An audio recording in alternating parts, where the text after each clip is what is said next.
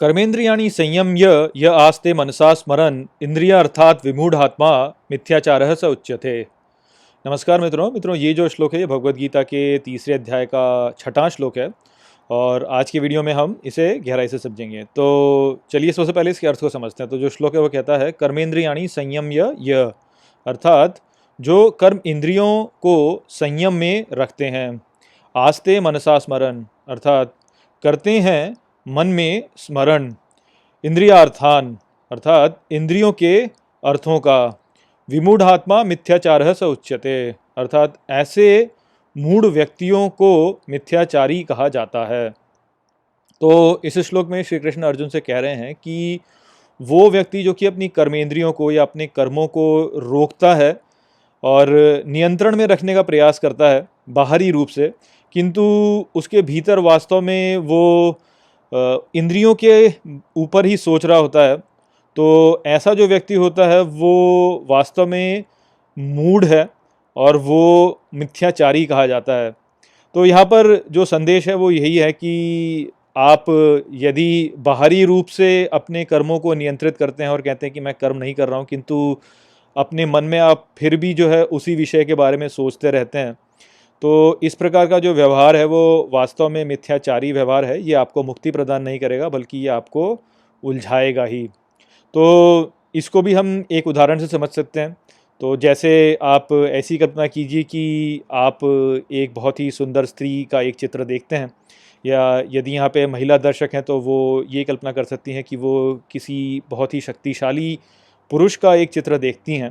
तो जब उस चित्र को आप देखेंगे तो उस चित्र को देखने के पश्चात आपके मन में उस व्यक्ति के प्रति आकर्षण अनुभव आप करेंगे, और जब आप ये आकर्षण अनुभव करेंगे तो तब आप इस आकर्षण को दबाने का प्रयास करेंगे, क्योंकि जो हमारा समाज है उसके मानदंड कुछ ऐसे हैं कि इस प्रकार के आकर्षण को हमारे समाज में अच्छा नहीं माना जाता।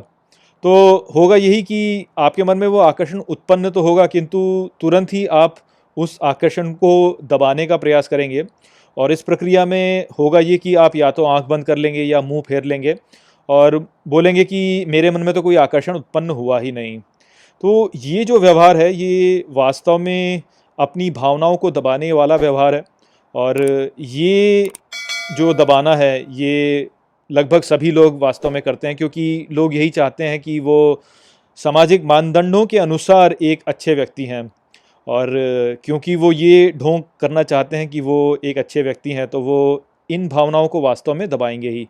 किंतु समस्या ये है कि इस प्रकार से भावनाओं को दबा देने से वो आकर्षण वास्तव में समाप्त नहीं होता। वो आकर्षण तो तब भी रहता ही है, केवल होता ही है कि आप इसे दबा देते हैं।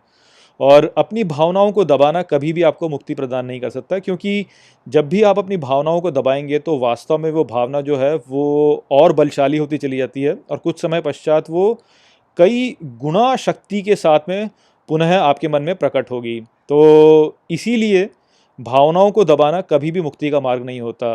वास्तविकता में मुक्ति का मार्ग होता है मन की शुचिता से।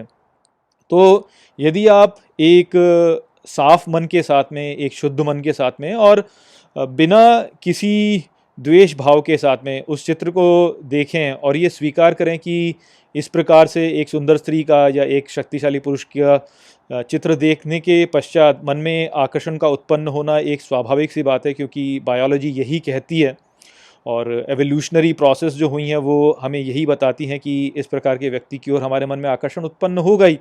तो यदि हम एक शुद्ध मन के साथ में इस भावना को स्वीकार कर लेते हैं और फिर इस भावना की उत्पत्ति को समझने का प्रयास करते हैं, तो तब कहीं जाकर हम इस भावनाओं के ऊपर विजय प्राप्त कर सकेंगे। तो जैसे यदि आप एक सुंदर स्त्री का चित्र देखते हैं और आपके मन में आकर्षण उत्पन्न होता है, और अपनी आंखों को बंद करने के स्थान पर आप ये सोचते हैं कि मेरे मन में ये आकर्षण क्यों उत्पन्न हो रहा है, तब आपके भीतर वो खुलापन होगा कि आप ये समझ पाएंगे कि आपके भीतर वो आकर्षण क्यों उत्पन्न हो रहा है। यदि आप अपनी आंखों को तुरंत ही बंद कर लेते और कहते हैं मेरे मन में आकर्षण उत्पन्न हुआ ही नहीं, तो उस स्थिति में आप कभी भी ये समझ नहीं पाएंगे कि आपके मन में वो आकर्षण क्यों उत्पन्न हुआ। और वो आकर्षण तो उत्पन्न होगा ही, क्योंकि हमारी जो मानसिक प्रवृत्ति है वो ऐसी है कि ये आकर्षण उत्पन्न होता ही है। तो इसलिए जब आप खुले मन से ये समझने का प्रयास करेंगे कि मेरे मन में ये आकर्षण उत्पन्न क्यों हुआ, तब आप जानेंगे कि ये एक बायोलॉजिकल प्रक्रिया है, ये स्वाभाविक सी बात है। यदि हम देखें तो जो एवोल्यूशन हुआ है हमारा, उस एवोल्यूशन में जिस प्रकार की भी प्रक्रिया हुई हैं, उसमें एक सुंदर स्त्री जो कि एक स्वस्थ शिशु को जन्म दे सकती है, उसके प्रति एक पुरुष के मन में आकर्षण उत्पन्न होगा ही होगा। तो जब व्यक्ति इस प्रकार से अपनी भावनाओं को समझ जाएगा, तभी वास्तव में वो मुक्त हो सकेगा, क्योंकि तभी वो उस आकर्षण की भावना को समझ पाएगा। और जब हम किसी विचार को अच्छे से समझ जाते हैं, तभी हम उसे पूर्ण नियंत्रण में ला पाते हैं। तो जब हम पूर्ण नियंत्रण से संपूर्णता में अपनी इस आकर्षण को समझ जाएंगे, तो फिर वो जो आकर्षण का जो आवेग हमारे मन में उत्पन्न होता है, वो फिर उत्पन्न होना बंद हो जाएगा। वो अगर आएगा भी हमारे मन में, तो थोड़े समय में बोलेंगे हाँ ठीक है, तो सामान्य सी बात है, आया और चला गया।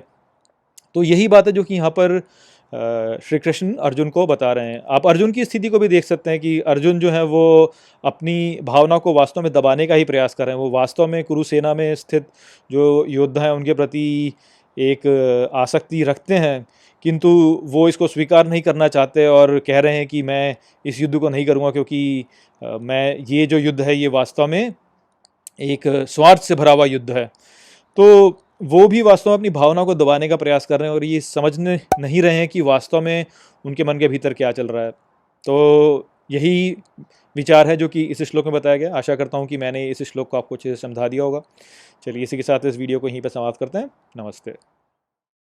वीडियो को अंत तक देखने के लिए धन्यवाद। यदि आपको ये वीडियो पसंद आया हो तो इसको अपने प्रियजनों के साथ में साझा करें और इस ज्ञान को और फैलाएं। यदि आपके पास कोई भी प्रश्न है तो मुझसे इंस्टाग्राम पर जुड़िए। वहाँ पर मैं हर शनिवार रात को एक लाइव Q&A सेशन रखता हूँ और आप मुझसे वहाँ पर अपने प्रश्न पूछ सकते हैं। जय श्री कृष्ण।